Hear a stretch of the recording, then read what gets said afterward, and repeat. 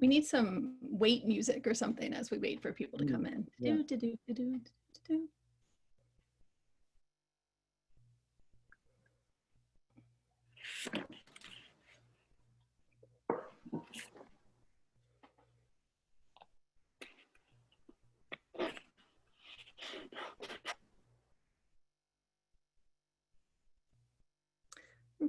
We're just waiting for people to get in. We'll start in just a second.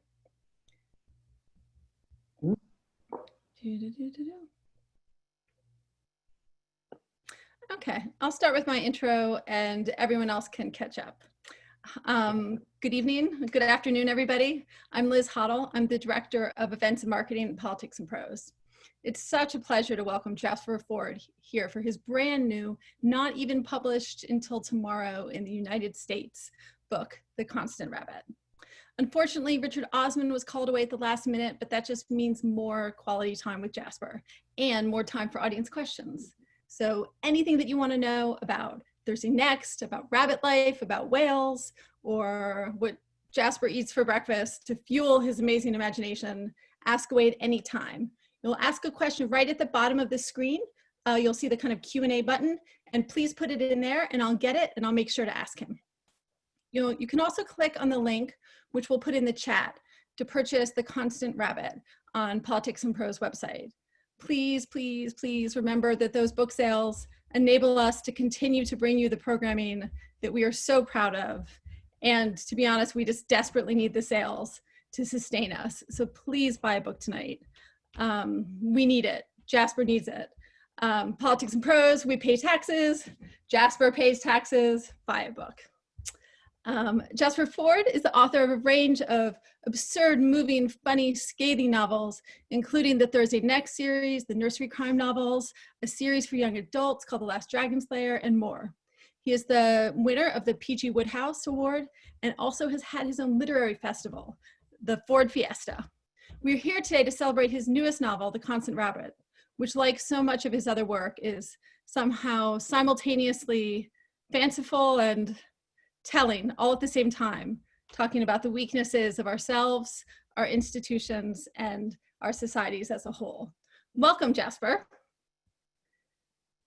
Oh, well, thank you. Yeah. Thank you. How are you? Where have you been? Where have you been bunked down?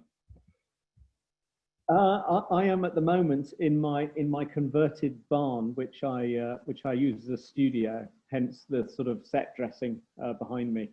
Very good. Sort of themed sort of set dressing here.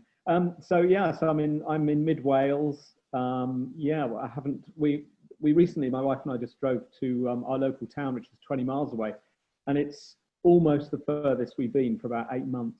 Wow. So yeah, kind of sort of lockdown here. Right. So, and have you been able to be creative in this time, or have you just felt kind of in a holding pattern? I'm kind of being in a holding pattern.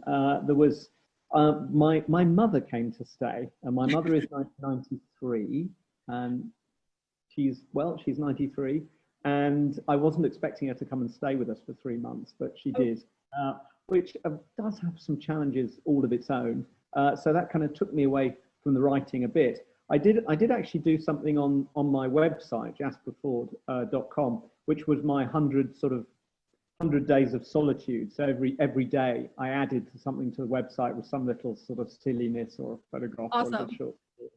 So at least that kind of, I was still doing some writing, although not actually creative writing. But then as soon as it kind of lifted here, or the danger subsided somewhat, then I just started writing again, and I'm doing Dragon Slayer 4 at the moment. And this novel was originally, when was it originally to publish? Well, this one, yeah. I mean, this was I was writing a book called Early Riser a few years back, and it was awful to write. I mean, it was just hideous. And up until Early Riser, I thought the writer's block was something that sort of authors whinged about. I have writer's block. I cannot possibly write. And then when you've got it, you know, it's like, oh right, okay, this is what it's like. It's just like none of the words work, and it's just, you're just hammering away at this keyboard for years and years and years. And yeah, and this thing took me 3.5 years, but yeah, 3.5, 4 years to write Riser, just a monster. And it's not a fault, you know, it doesn't make it 4 times as better as a 1 year to write. I'm still not a huge fan of it, I must say. But anyway, whilst I was doing it, I thought, well, I had this idea for rabbits moving in next door to this very sort of conservative village in Middle England. And I just wrote 20,000 words as a break from Early Riser. And I really liked it. And I thought, I could go somewhere with this, but I have to finish Early Riser, get that out the door before I can tackle The Constant Rabbit. But that must have been about 2014, 2015. And then I was writing it kind of during, you know, sort of just post-Brexit, although we're not actually post-Brexit, post-Brexit vote, should I say, 16, 17. So it must have been later than that, maybe 17 or 18, I was sort of finishing it. Yeah, so it was written quite recently with sort of not current events in mind, but certainly current events, ongoing issues that perhaps have not had the massive amount of exposure that they have over the past 6 months. So yeah, it was just stuff that was sort of foaming around in my head at the time.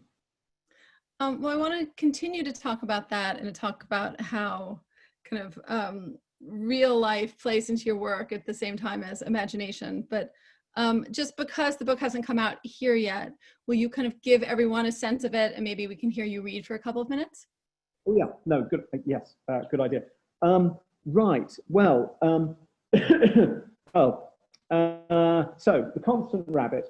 The conceit of this book, and what I do generally when I'm writing a book, is I have what I call my narrative dare, right? Narrative dare. So I set myself this little challenge, and then you're not allowed to get out of it. It's a dare. And the thing about dares is you have to do them. You know, if your big brother says you have to jump from the roof of the garage, you have to do it, even if you twist your ankle, but eventually you get your own back, you know, 30 or 40 years later.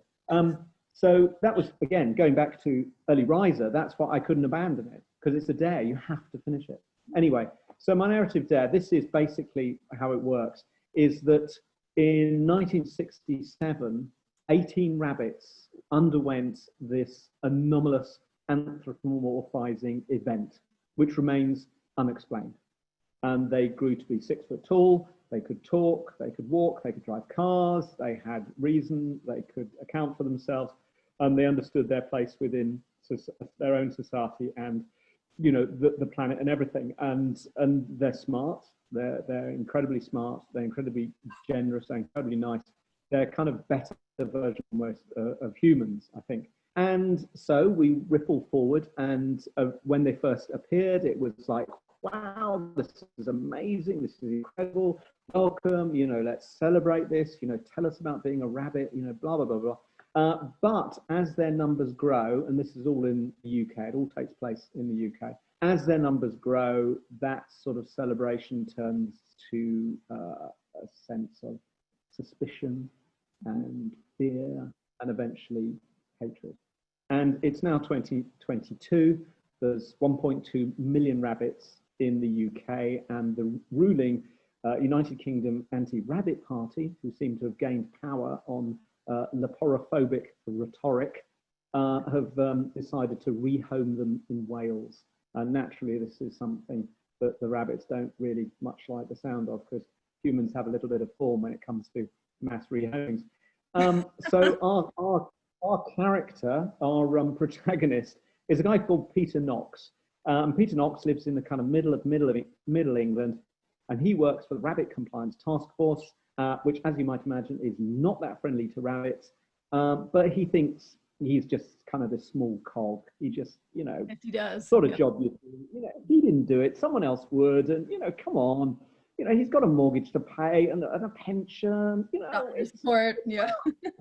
So that's what he's doing, and in the little village he lives in, which is called Much Hemlock, a family of rabbits move in next door to him, and this very conservative village decide that they don't want rabbits in the village because they breed and they burrow, and and they have sort of vegan intentions, and so he finds himself a little bit caught in the middle because Mrs. Rabbit, Connie or Constance Rabbit, is an old sort of kind of a chum from university, so it's kind of complex. So that's kind of, it's a bit of a long pitch really, but that's kind of where we're at, and it gives you an idea about what the book's all about. Allegorical, satirical, yes, but it's also a lot of absurdism, a lot of farce, a lot of silliness. If you've ever read any of my books, you'll kind of get the idea of what it's about. Oh, you wanted me to read, didn't you? That's right. Okay. So, right. So I'm going to read a little bit here. Oh God, what have I done with it? What have I done with it? Quick, quick. It's behind you. It's behind me. Here it is. I have it here.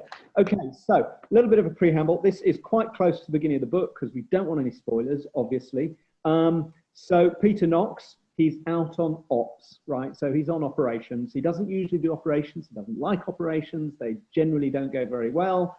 In a little town called Ross-on-Wye, right? And they're trying to find a rabbit of interest for the Rabbit Compliance Task Force. Okay, he's with his immediate superior, whose name is Douglas AY002, better known as Lugless, because of his cropped ears, which is punishment for a sort of unspoken crime. As regards this extract, you should know that a Fforde is a rabbit slang for a human, as in an Elmer Fudd, right? A Fforde, and being jugged is a euphemism for an extrajudicial murder, generally undertaken by a hominid supremacist group. So a little bit dark, yes, but all good allegories are, I find. Okay, so, right, I'm going to read this.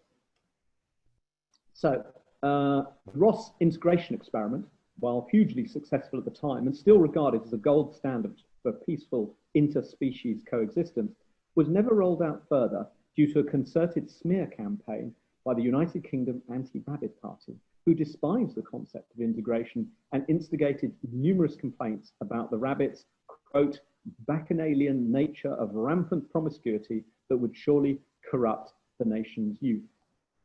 Despite no evidence that the nation's youth needed any outside forces to help corrupt itself in the least, UCARP succeeded in casting doubt over further integration and were as surprised as anyone when their plan succeeded. They used it as a springboard to further pursue their anti-rabbit agenda. No one could have foreseen that they'd actually lead the nation 4 decades later. Before Ross, we had only failure, said a spokesman for UCARP. Afterwards, only success.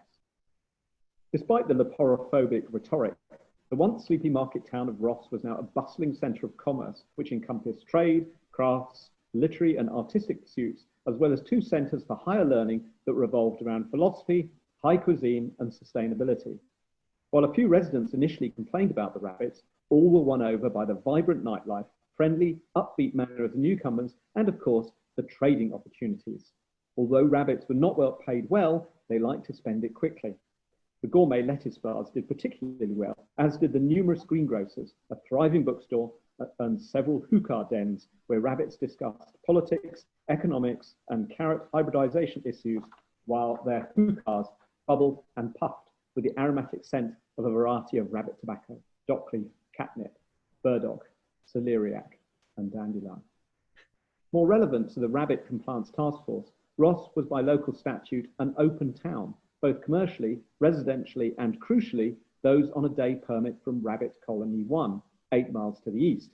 Due to a well-intentioned bylaw passed 40 years before, busloads of rabbits could move between the 2 locations without identification checks, something of a headache for the Compliance Task Force, as it made free movement that much easier. Lugless spoke on the radio to make sure the units were in position, then dug a carrot out of a brown paper bag and crunched on it noisily. So, I said, trying to ignore the carrot crunching, "You're an AY002. "Yep," said Lugless, neither wanting nor expecting to expand upon the subject. Since he carried the alphanumeric surname, he would be descended from the 3 laboratory rabbits anthropomorphized at the event. The DG6721s were the most numerous, with the MNU 683s not far behind. They all suffered ongoing health issues due to experimentation pre-event, aside from the AY002s, who to their constant shame had been a control rabbit in the lab and subjected to no tests at all, something that gave them huge residual guilt that often manifested itself in antisocial behaviour. That in itself wasn't enough to be cropped. Bloodless must have been doing something seriously unpleasant, either improper sexual conduct or doing what he was doing now. Rabbits despised the collaborator as much as they despised those who extracted favours by coercion. We sat for another 5 minutes in silence. Am I here on some sort of test? I asked. I don't know, said Douglas without looking up. Are you? I was on the Dylan Rabbit arrest detail, I said. The senior group leader wanted me to concur on an ID, and I wasn't sure, but is there a point to this story? Asked Douglas, because you're getting kind of whiny in that uniquely human way. I guess not, I said, but an innocent rabbit was jugged, and look, said Douglas, there are no innocent rabbits. There are simply those who have drifted into criminality and those that will. You heard Wiesel and Fleming. There is an extremely good chance that the rabbit community might be planning to kick off a litter bombing campaign that will outnumber Ffuds in this green and pleasant land by at least 3-to-1 in under 5 years. Do you want to be outnumbered in your own country? Well, no, obviously.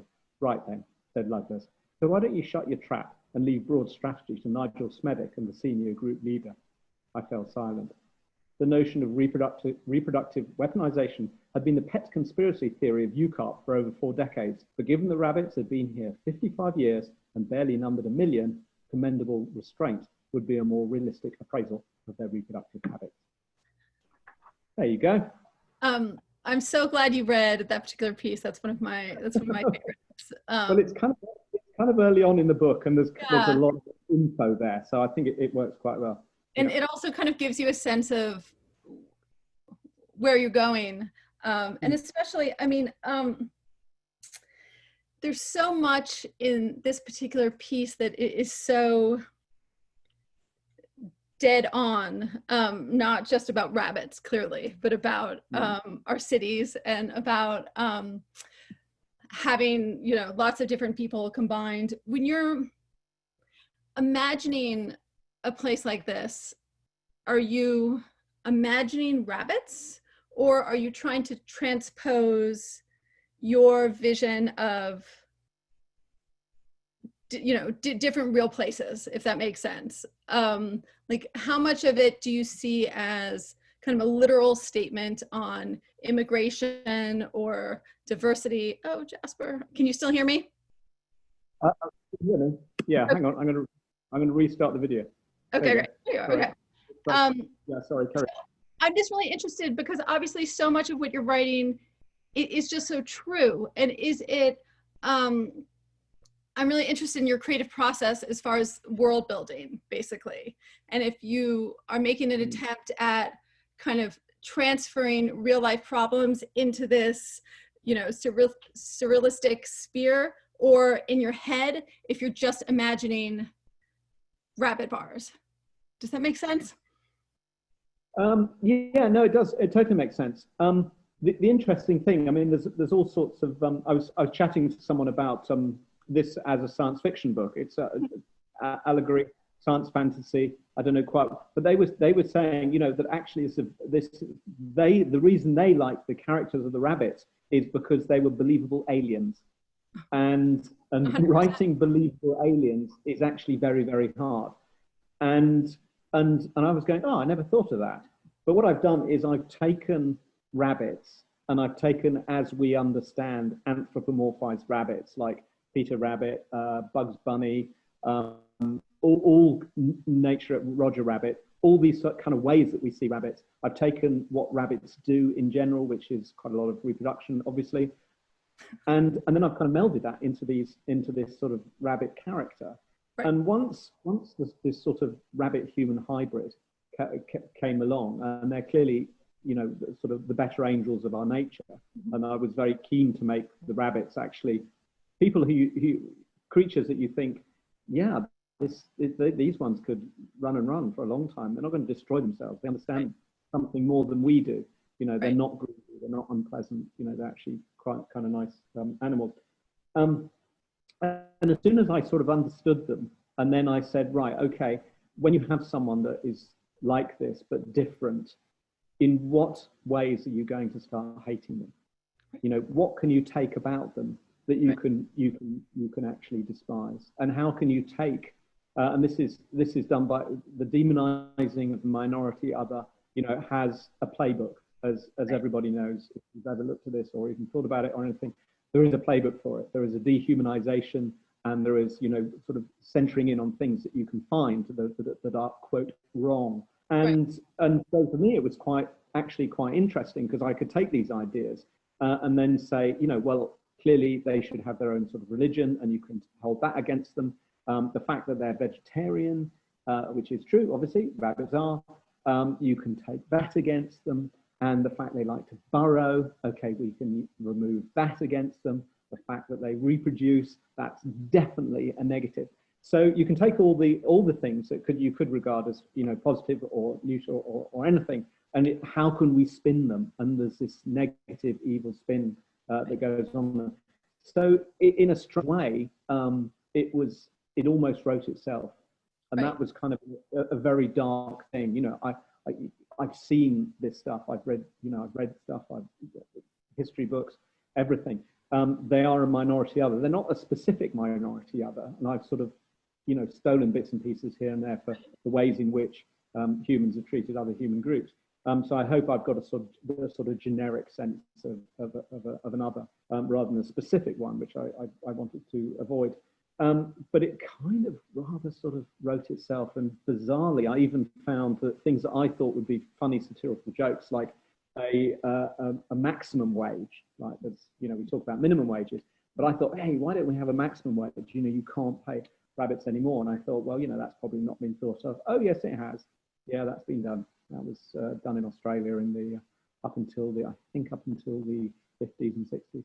So, you know, there's no sort of iniquity that you can't heap on humans that you couldn't heap on rabbits. And it was just really just pick and choose and just bring them all out and put them in the bright spotlight of allegory. Well, I mean, I think the maximum wage is a perfect example, because thinking about the role of satire right now, and, you know, I was thinking as I read it, my kind of question for you was, how do you work as a satire writer, as a satirist, when reality becomes satire?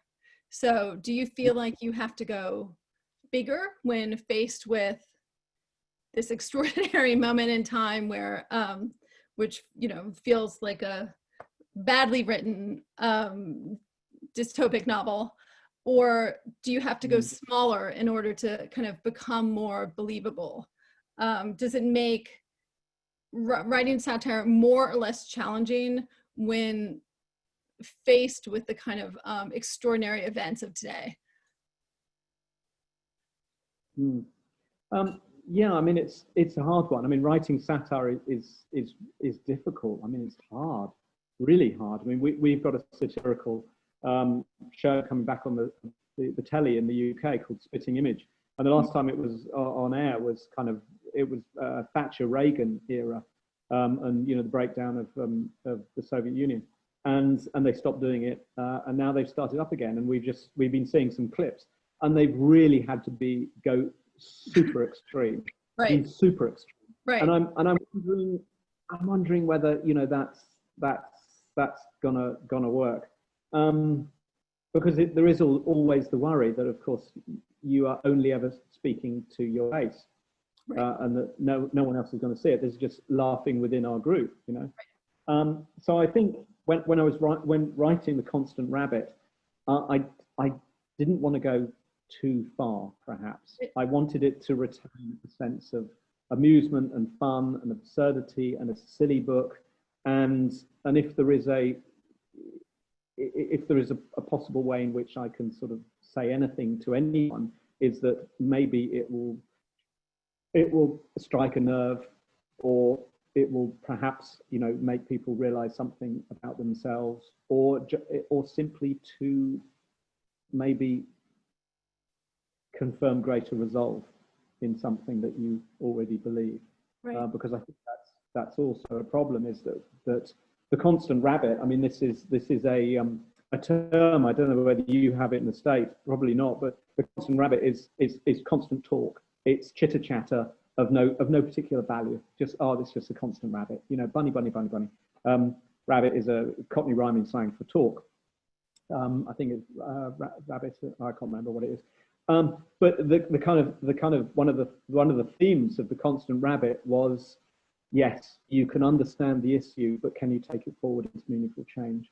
And I think that's a massive problem, especially for maybe, you know, what I would call people, you know, my readers or whatever, is perhaps, you know, read this, a few other things, maybe push you to greater resolve about, yes, carrying on and seeing the issues that face us through. And it's just a small thing, you know, I'm just doing this little small thing here, but I think it's a broad coalition, you know, there's a lot of people working on this problem, and everyone has a part to play in a big way, in a massive way. Some people are doing fantastic stuff, and other people like me are fighting skirmishes, perhaps, you know, amongst, you know, people who look like me, and you know, that's hopefully what I can do. But I didn't want to just alienate people, you know. Jasper's gone too far. This is all way too preachy. It is preachy, you know, I will say that, spoiler alert, but not too preachy. There's got to be a story and a bit of funniness and warmth and, you know, all the other stuff that we like to read. Do you think that this is your most political work? I mean, because I think that in much of your earlier work, it's really fascinating to revisit how much of it has come true. So clearly there's some prescience. So I guess my question within that is, you know, would you define your work as political, and how, when you do see things like, you know, from Thursday Next, you know, when you see our over-reliance on technology, on genetic modification, and so many things that you've written about in the past, do you ever have a sense of like, I tried to warn you? Or, you know, what is your reaction to kind of seeing so much of your imaginings come true? Yeah, it is slightly worrying. I have some, there's a whole sort of litany of things that seem to sort of come true, which is, you know, rather worrying. I think they've always had politics in them. Shades of Grey, right. Which I'm sure someone will ask a question about when's the sequel. Shades of Grey is a kind of dystopic novel, but it's really about class and caste systems, and very much the British class system. And some other, you know, side issues such as sort of reproductive politics and marriage markets, narrow marriage markets, yep. You know, those kind of things as well, which we kind of don't think about that much, but they certainly are there. The Thursday Next books, I mean, for instance, the Neanderthals, who are, you know, who were genetically engineered as medical test vessels, and they're trying to find, you know, their ownership, essentially, because they're owned by a corporation. But they're trying to find a way of, you know, finding a way to self-determination. And there's all sorts of little characters who come in there everywhere. So I think my politics has always been there. I mean, you know, if you've read my books and then you read the Constant Rabbit, I don't think you'd be surprised, or that I've taken a sudden right turn or left turn or whatever it is. And have done something completely out of character. I think it's within the shall we say? So, yeah, very hard writing satire these days. Almost impossible. Well, it's interesting. I was thinking about it because so much of your work is imagining the kind of wonderful intricacies of dystopia, right? And, you know, I was thinking about the pandemic as subject. And obviously there's been so much tragedy and disruption and economic pain. But for many people, the reality of everyday life has been amazingly banal, right? I mean, people are sitting around and baking bread and kind of getting inured to this kind of half living. And I mean, in a way, we always thought a pandemic would be absurd and over the top. And really, in many ways, it's just been so boring. And I'm wondering if you've thought about this situation as a creative subject, and if the reality of living through kind of this unimaginable moment, if you thought about writing it, and if it's kind of like changed your idea of how kind of this changed reality, or, you know, dystopic living would take place. It's an interesting one, because yeah, I mean, I was asked, I sort of asked this, I've been asked a similar question before. You know, could you, what would you do with this? How would you write this into something? And I think it's I think it's probably too early. Yeah, really, sure. Because we're right at the beginning of this. We really are, and one doesn't know how it's going to pan out. And I can't see, me personally, I can't really see an angle at all on it, right. Because there is so much tragedy attached to it. But yeah, I mean, there's what to do with to satirize. I think you could satirize something like this. You could maybe create something else as a proxy virus, but I don't think so. I suppose it briefly touched upon. I mean, humans have used virological warfare on rabbits, right. Which is kind of rather worrying. So I don't know quite where I'd go with it, I must say. But I haven't really thought about it. Maybe we need to go actually outside of it, and writers, authors should be just writing interesting, escapist stuff that is right. not about what's going on. Right. But perhaps when we emerge from it, perhaps we can come out with it having learned something, or something better. Because the last massive sort of upset, sort of social and everything upset with the Second World War, just a huge blip. But coming out of the ashes, we found ourselves wanting to do better and be better, and form things, and United Nations, and sort of European Union, and all sorts of things, and greater dialogue between nations, all that sort of stuff. So maybe good things, and I really hope good things will eventually kick off after it. A better understanding, perhaps. One always has hope. I think the thing about humans, especially having seen what's going on locally, that there's this very odd mismatch between what's happening in politics and what's actually happening in your corner store or in your neighborhood. Because in the neighborhood there are these wonderful people doing fantastic things, and right. Maintaining the bakeries and making food and helping out and doing all these things, and people, as I'm sure in your local neighborhoods, are doing fantastic things during the earlier lockdown. So there's this kind of weird mismatch that humans can be at their very worst, but they can always be at their very worst, at their very best, when things are at their very worst. And it shows actually that better angels of our nature, that we can be fantastic when things are bad and they're really needed. So maybe that's the angle, something like that. I'm not sure. Surely. I mean, I live in Washington, D.C., so I don't know how much good stuff is happening here right now. And I think that's... yeah, but in your corner store. In my corner store, yes. And Politics and Prose independent bookstore. There you go. Yeah, certainly. And certainly, just kind of what I was speaking to is, as we see ourselves, these slow little steps towards kind of this, November 3rd and this great unknown for us.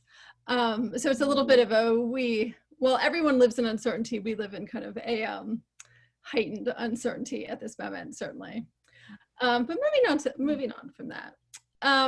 Moving on. I was wondering, you were talking about your editors, and with the kind of, your great imaginings, and how you work with your editors as far as the world building, and as far as kind of, the structure of the story. Do they come back to you and say, you've gone too far this time, Jasper? Or is that more, have you already cut it out by the time it gets to them? What is the back and forth like when, every single page is so filled with so many different kind of ideas and images? I think I mean I've been edited. I suppose my primary editor would be, because mostly it comes out in the UK first. So my primary editing is generally my UK editor, Carolyn. Although obviously Penguin, when I send my book in, everybody gets a read and a report and everything. So I look at everybody's notes. But Carolyn has been editing me for about, I think it must be about 14 or 15 years now. And she and I have now a shorthand. When she sees the first draft, she gives me very, very, very kind of broad notes, because she knows I'm going to go away and completely rewrite everything and add massive amount of stuff that you never would have thought of. So she doesn't really say, too much, or, take some of this out. She'll just say, I didn't quite understand this, or do we need chapter 12?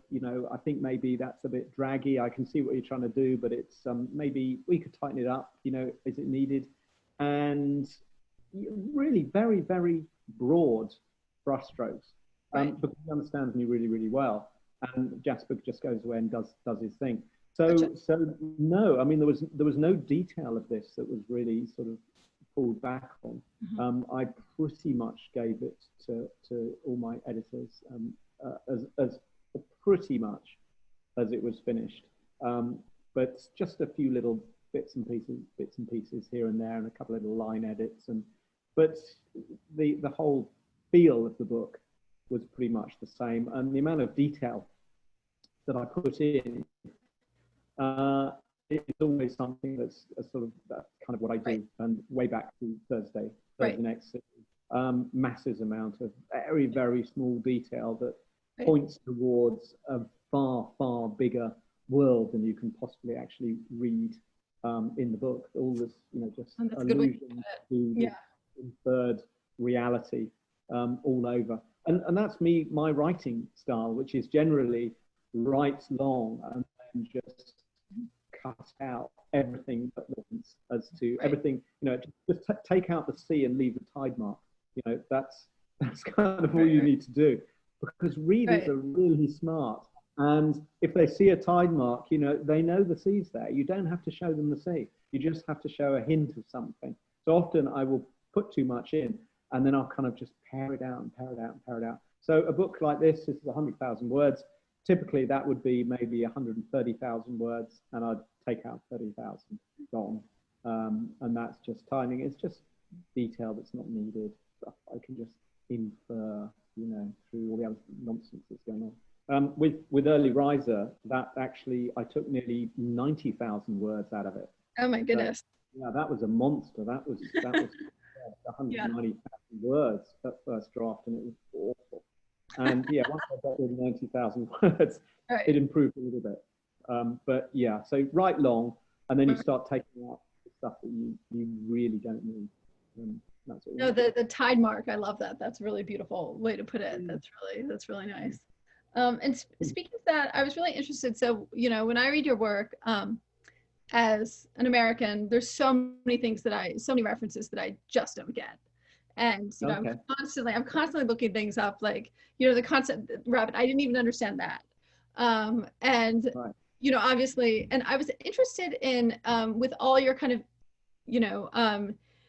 idiom and, kind of local phraseology, how that works when you're translated into other languages.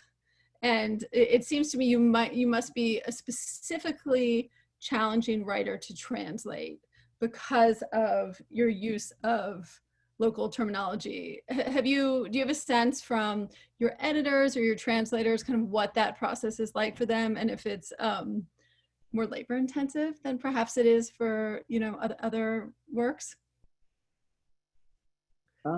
Yeah, I have some very interesting conversations with my translators.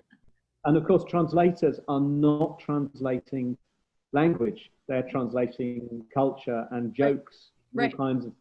So firstly, they have to be immensely good at English. You always translate. I mean, generally how it works, you translate into your own language. because you'll always understand your own language and culture better than you will the one you're transferring from. So I have these interesting conversations with translators who have pretty much got quite a lot of it, but they said, look, just can you confirm for me, how this joke is meant to work, because I'm trying to translate it into a joke that's going to make sense. And a lot of the puns sort of come across as well, and they've retranslated the puns so they kind of work.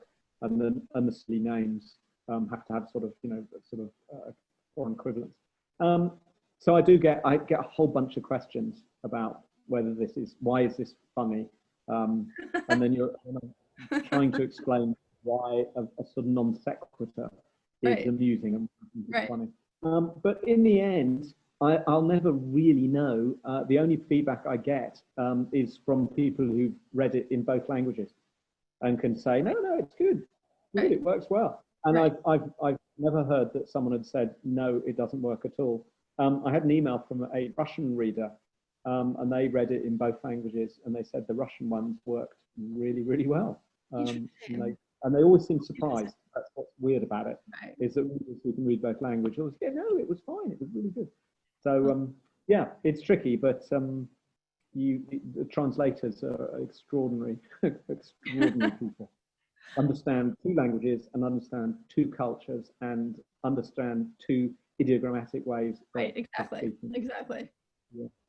Well, we have a bunch of questions, but I have just a couple more questions for you. Okay. And when I was doing research kind of into you for this conversation, I was really moved by kind of the poetry of the photography on your Instagram. And there's certainly nothing satirical there. I know that you used to work as a focus puller on films. I used to work as a loader, so I'm right there with you. And I was wondering, and I was wondering if you find that you're able to express some aspect of yourself visually that you aren't putting into your written work, and if they kind of feed off each other, or you keep them very separated.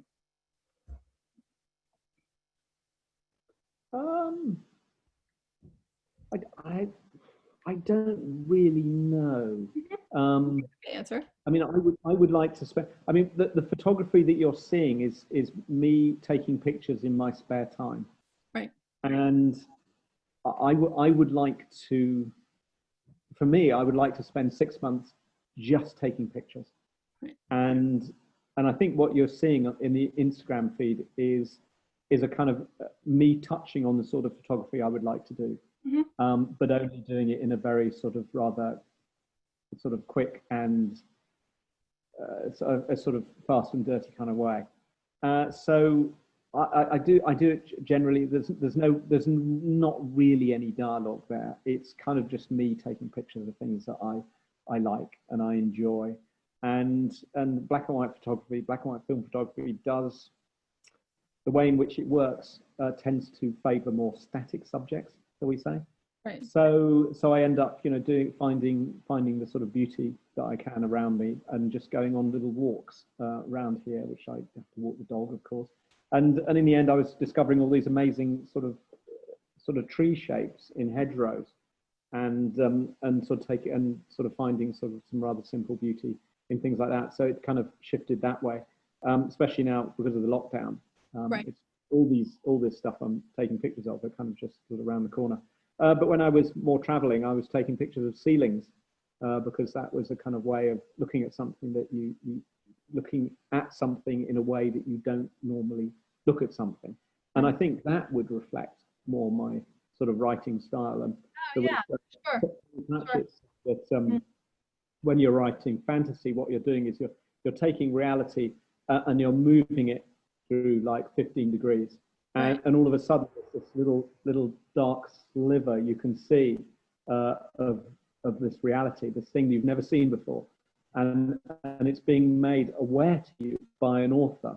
You're saying, look at this. And it's like me, I don't know, doing the fourth bear. I'm just saying, well, think about the three bears, and the porridge problem. Or, why were Mummy Bear and Daddy Bear sleeping in separate beds? And that's me taking fantasy and just reality of the three bear story and then shifting it and saying, no, there's something more here. You can see something more. So I think that, photographing ceilings was me saying, yeah, come into a room, and if you look up, there's another story, Right. something that you normally see. But then, of course, you can add another sort of meta sort of conversation there, because if I went to photograph the Sistine Chapel, I would have to photograph the floor. Right. And that would be my photograph. It would be the floor of the Sistine Chapel, because we'd ignore the floor. Is it tiled? I don't know. I mean, what is it? So that's more sort of my way. I think that translates more into my writing a bit. But at the moment, I'm just kind of going around taking pictures of things that I find interesting, and trees are lovely. Right. No, I think that's absolutely right. That's such a wonderful kind of encapsulation too of, your vision line. I love it. Well, we have so many questions, which is just extraordinary. So let me start with one that I was going to ask as well, which is, why rabbits? Why rabbits? Yes. Well, this is a good. It's a great question, actually. It's a really, really good question. Why rabbits? It's because once you think about it, rabbits actually are almost the only choice, because we have a very kind of confused relationship with not only ourselves, but a very confused relationship with other animals on this planet. Some more confused than others. And obviously I wanted to choose an animal with which we had a very confused relationship, and rabbits are pretty good. Because on the one hand, we use words like cute and fluffy and cuddly, and we have them as pets, and we would not think to be cruel to, little buttercup belonging to your favorite niece or nephew. And we feed them carrots, and aren't they lovely? And little cute little bunnies with their little short little ears. They're super cute. And we use them in advertising and, the Peter Rabbit books, and use them advertising, Brer Rabbit and Roger Rabbit, and all manner of stuff. In the UK here, there's a highly sexualized rabbit that's used to sell chocolate for Cadbury's. So it's very odd. We use rabbits in one way, but then if we're not well disposed towards rabbits, we have other words that we use to describe them. We say plague, we say vermin, we say pest, and we have to destroy them with any manner that we see fit. And they've been murdered in their hundreds of millions in the most unpleasant ways imaginable. And this is a strange, and humans, I always think are that they could be very funny and very kind, but immensely cruel, and sometimes at the same time. And so, using rabbits in this way, there's no indignity that hasn't been heaped on a rabbit that hasn't actually probably been heaped on a human by another human. I was trying to think of one that wasn't, and that I don't think humans use other humans as a hat, although Hannibal Lecter did. And I was doing some reading. Yeah, we don't like to judge by him. He wore someone's head as a hat throughout the Iowa, as he drove through Iowa, or something like that. Great line, killer line. Sticks with you. But then I discovered only the other day that in fact human skull caps were quite often worn as hats by other humans. So they seem to fit in quite well with that kind of darkness that humans have. We love them when they're cute and cuddly and they're in cages, but we hate them when they're doing things that we don't like. And I think this kind of works really well in kind of the way humans treat other humans. So I think it was a perfect choice. And the more I sort of looked into rabbits, the more sort of perfect they seemed. Yeah, I mean, look, you can dress up. Look, you see, there's a little. You can buy this for like $20 from a little rubber rabbit mask, which is kind of strange. Very handy. Cute and cuddly, but also they're plagues and vermin and pests. So, yeah, that's pretty much the reason, really. Yeah. And can I, did you consider any other animal? Well, I mean, without sort of spoiler alert, I suppose, no, there wasn't actually. They were always rabbits. Okay. There was never a question of being anything else. I mean, you could say sheep, sheep move next door, but sheep we don't use sheep in the same way, do we? Not that same, yeah. I mean, would the Duracell sheep, sell so many? I don't think so. Or rabbit. Just gone, right, yeah. It wouldn't work. Or if Thumper had been a cow, doesn't it? So a little more violent. I don't know. Yeah. Well, we have so many questions about, from Eleanor and from others about what you're working on next, and will there be another Thursday Next novel? So I feel like that needs to be addressed. Okay. So what I'm doing at the moment is I'm working on Dragon Slayer 4. What I decided was that, because I turned 60 at the beginning of next year, that I ought to sort out all my series, because I'm quite good at starting series, but not very good at finishing them. So I thought, right, I've got to finish some series. Firstly, because I don't know what it's like. It'd probably be quite exciting. I don't know. So I thought, right, Dragon Slayer 4. So that's what I'm doing at the moment. Trolls v Humans. A titanic struggle of good against evil with ample time for tea and refreshments. Semi title of it. So once I've done that, and it's going pretty well. So I'll have a draft that by the end of the year. So next year we'll be doing a Shades of Grey sequel, which a lot of people have been asking. I get a lot of emails about Shades of Grey. When are you going to do this? It's been about 10 years. It didn't sell very well to begin with. Otherwise there would have been a sequel by now, which is kind of annoying.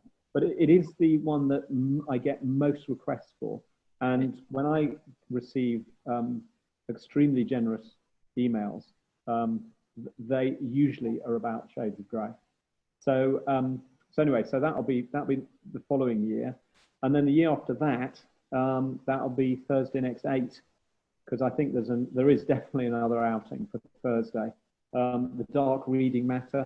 If you've been following the series, it kind of leads up to this notion of that in the observable book world, there is actually the amount of books that you can read is only actually 20% of the observable book world. So there is this dark reading matter that we just cannot detect, but it is definitely there. Definitely there. We know it's there.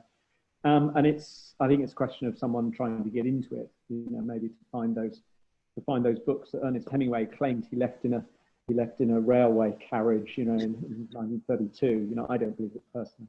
But, they'd all be there in the dark reading matter, all those lost novels and ideas that authors had in their heads before they died, and jokes that people have forgotten, all that would be in the dark reading matter.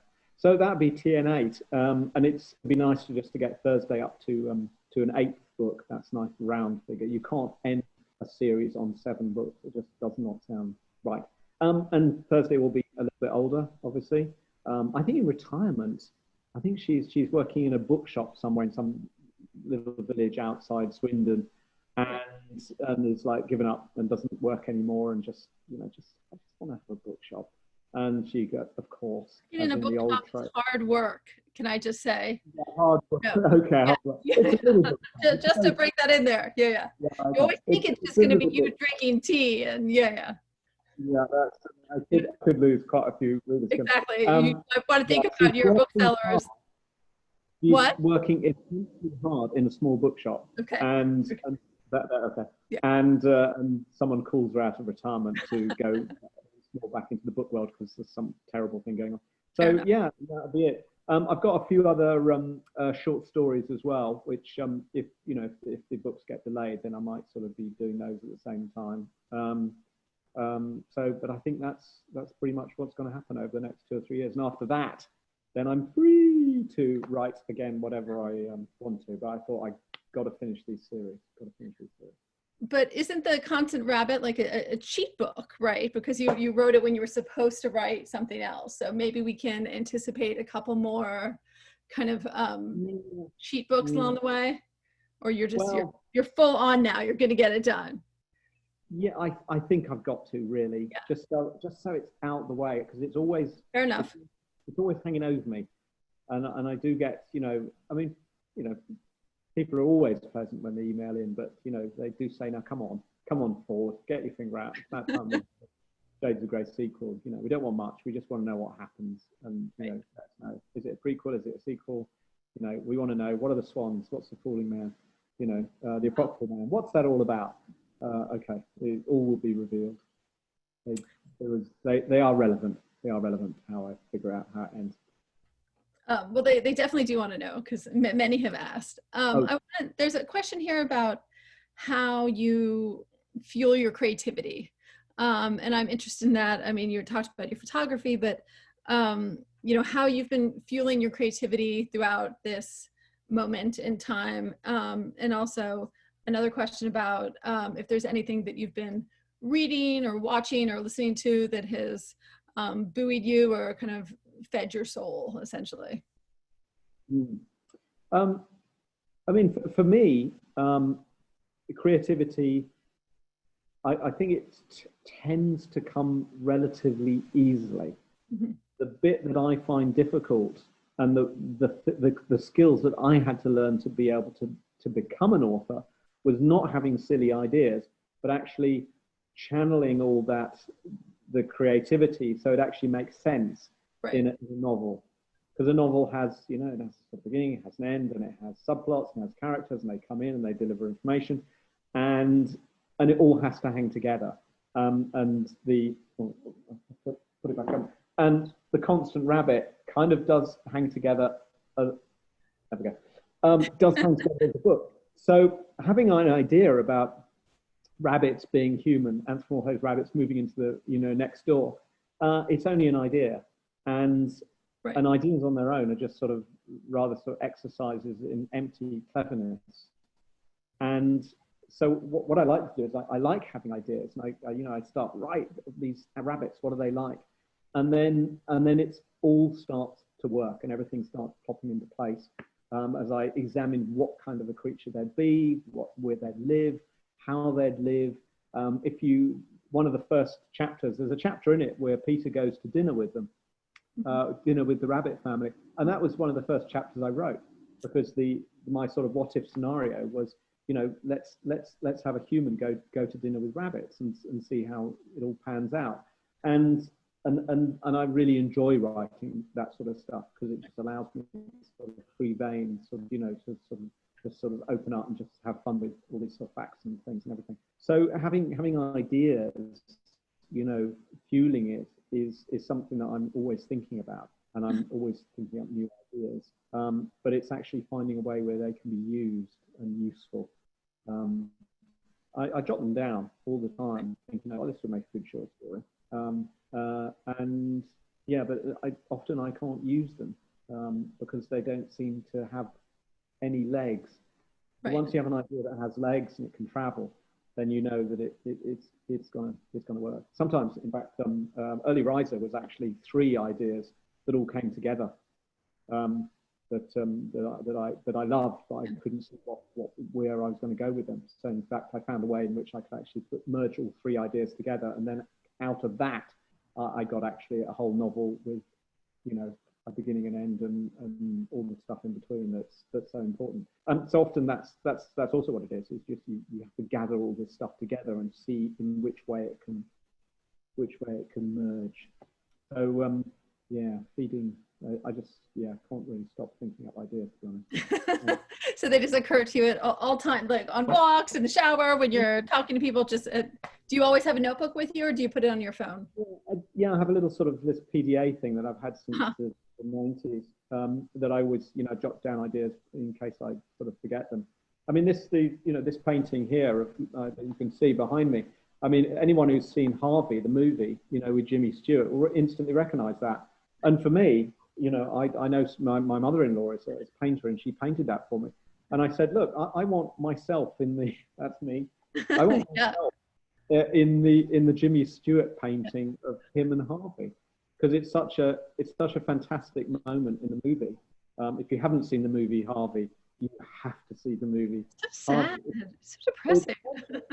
It's such a wonderful moment because it's before you see the painting, before you reveal the painting, it's kind of, oh, he's just got a rabbit.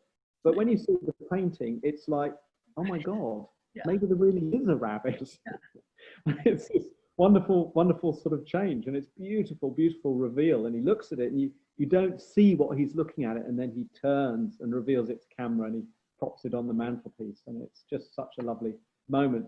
And I decided that why shouldn't I have a painting?